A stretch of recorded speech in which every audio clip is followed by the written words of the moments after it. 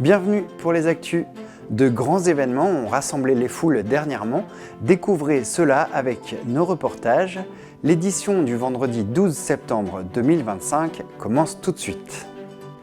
Les jeunes agriculteurs étaient à Mittesheim, à la ferme ovine de Theoheim, pour le rendez-vous annuel Ferme ouverte. Les as du labour, équipés de charrues, creusent des sillons. Les plus réguliers remportent la compétition dans leur catégorie. Une journée ludique avec des balades en tracteur ou à cheval pour les plus petits. Un nouvel équipement est inauguré à Merzwiller. La maison de santé est sortie de terre pour lutter contre la désertification médicale. Plusieurs médecins et d'autres professionnels de santé s'y installeront. L'offre de santé est large puisqu'à proximité, il y a entre autres une pharmacie et un laboratoire d'analyse médicale. Reichshofen devient le centre du monde pour ces Alsaciens répartis un peu partout sur la planète. Ils étaient nombreux pour la rencontre annuelle à la découverte de la cité des cuirassiers. Au programme, visite du château de Dietrich et du musée historique et industriel et pour terminer, un spectacle à la Castine. Le monde agricole était au centre de l'actualité cet été. Dans ce reportage, une activité festive, la ferme ouverte à Mittesheim. Les conducteurs de tracteurs s'affrontent dans un concours de labour. Dans le cadre de l'opération Ferme ouverte, 26 rendez-vous estivaux étaient organisés dans tout le Bas-Rhin. Chez nous, la ferme ovine de Theoheim à Mittesheim ouvrait ses portes au public le dimanche 17 août, à l'organisation Les jeunes agriculteurs du canton. En fin de matinée, sur la butte à quelques centaines de mètres, le concours de labour oppose 13 candidats. Il faut retourner la terre avec de vieilles charrues. 9 candidats labourent en planche, c'est-à-dire avec une charrue qui n'est pas réversible. Il faut alors tourner autour de la parcelle pour rejeter la terre du même côté. Les concurrents doivent faire des lignes les plus droites et les plus régulières possibles.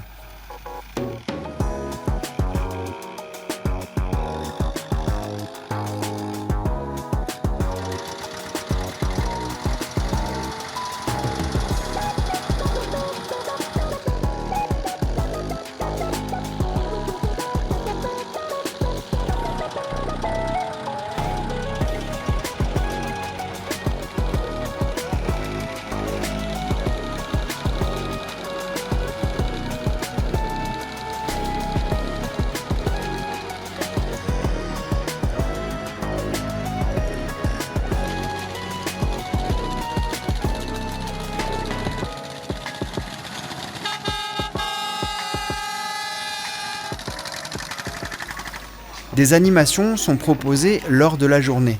Petits et grands peuvent aller à la rencontre des agneaux et brebis, faire des balades à cheval, visiter la ferme, découvrir tous les engins, mais aussi déguster de bons produits locaux.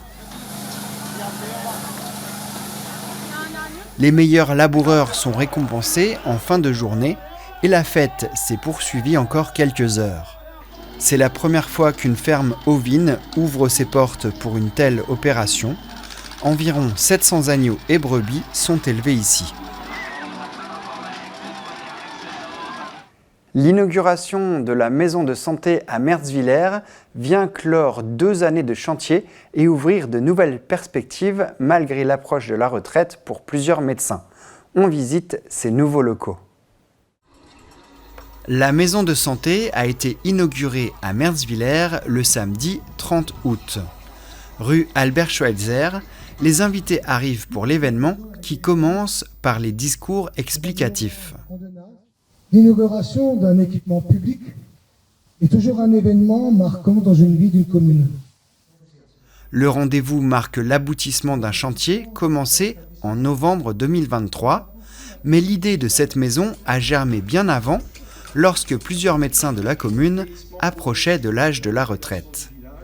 Les personnalités présentes ont salué l'architecture et l'utilité d'un tel équipement contre la désertification médicale. Je déclare donc officiellement la maison de santé pluriprofessionnelle de Mertzuiller inaugurée.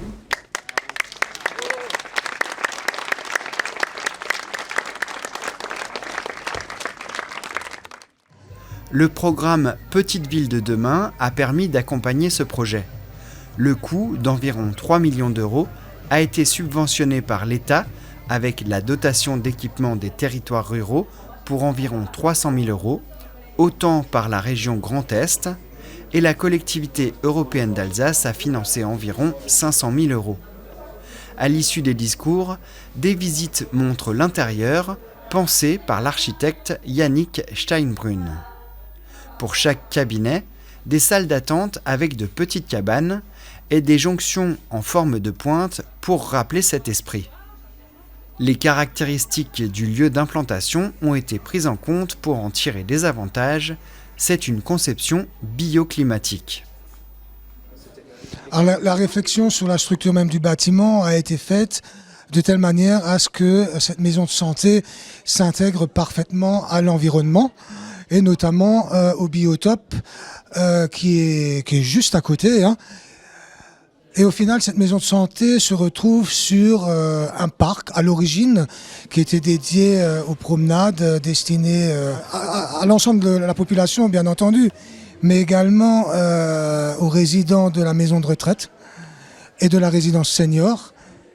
Non loin de là également, dans les 200 mètres, il y a un laboratoire d'analyse médicale, des cabinets de kinésithérapeutes, une pharmacie, un cabinet d'infirmières. Ces structures font partie de la SISA, Société interprofessionnelle de soins ambulatoires, qui gérera l'espace.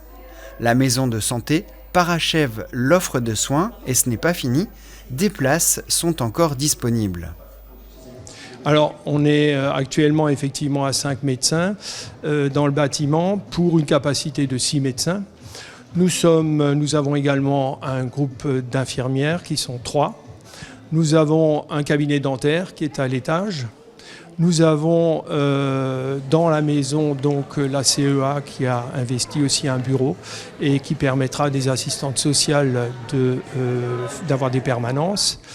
Et nous avons la possibilité d'accueillir 2 membres de profession paramédicale qui pour l'instant ne sont pas encore présentes. Nous sommes à la recherche de ces partenaires. Cette recherche devrait aboutir rapidement car un tel équipement est un atout. Cette structure, donc cette maison de santé, a quand même un grand pouvoir attractif parce qu'elle permet de répondre un petit peu aux demandes des médecins actuels. La médecine de grand-papa, que je représente encore un peu, c'est-à-dire 70 heures par semaine, c'est fini.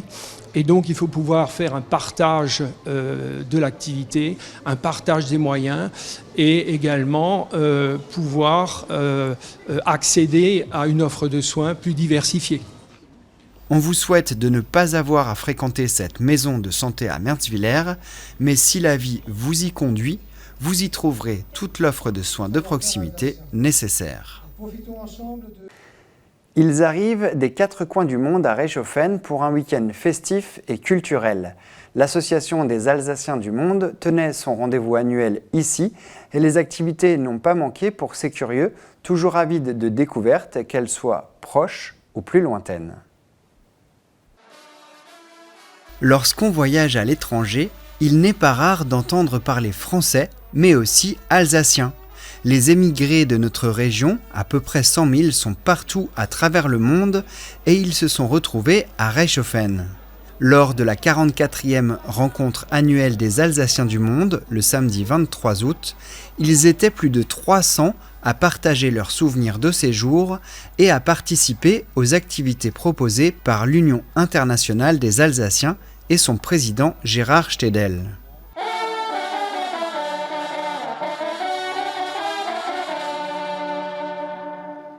Le samedi matin, conférence et grande cérémonie de remise des bretzels d'or à Antoine Jung, boulanger en Bavière, et Francis Lapp, spécialiste des grands catamarans de luxe à Dubaï. L'après-midi, les convives se divisent en 4 groupes. Ils visitent le château de Dietrich, ses boiseries, ses archives. Ils assistent à la présentation de la maquette, ou diorama, de la bataille de Reichshoffen en 1870 par Manu Dutet. On étudie bien sûr les batailles et tous les dioramas sont à la même échelle. Et l'échelle, c'est quoi? 1 mètre représente 2 kilomètres. Et une figurine représente 60 bonhommes. Le musée historique et industriel avait ouvert ses portes pour quelques visites guidées. Et les plus chanceux ont pu faire un tour en voiture Bugatti. 2 modèles étaient présents, l'un ancien, l'autre bien plus récent.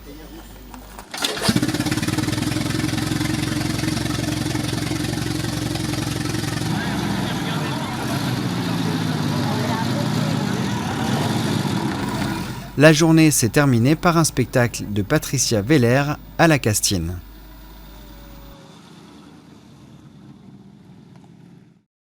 Et on termine avec ces quelques photos du Niederbronnois Joël Egas, membre de l'équipe de France de paramoteur, sacrée championne du monde il y a quelques jours à Chamblay, près de Metz. Il termine 5e en individuel, mais cette place permet à la France de conserver son titre. La France est championne aussi des catégories PL1 par équipe, les chariots monoplaces, et PF1 par équipe, c'est-à-dire les décollages à pied. Merci d'avoir regardé ce journal. Tout de suite, on reprend des cours d'alsacien avec Manon qui nous parle de la météo. Ne manquez pas les actus la semaine prochaine avec la grande reconstitution de bataille napoléonienne. Alors je vous dis à vendredi prochain pour un nouveau journal. Bonne semaine!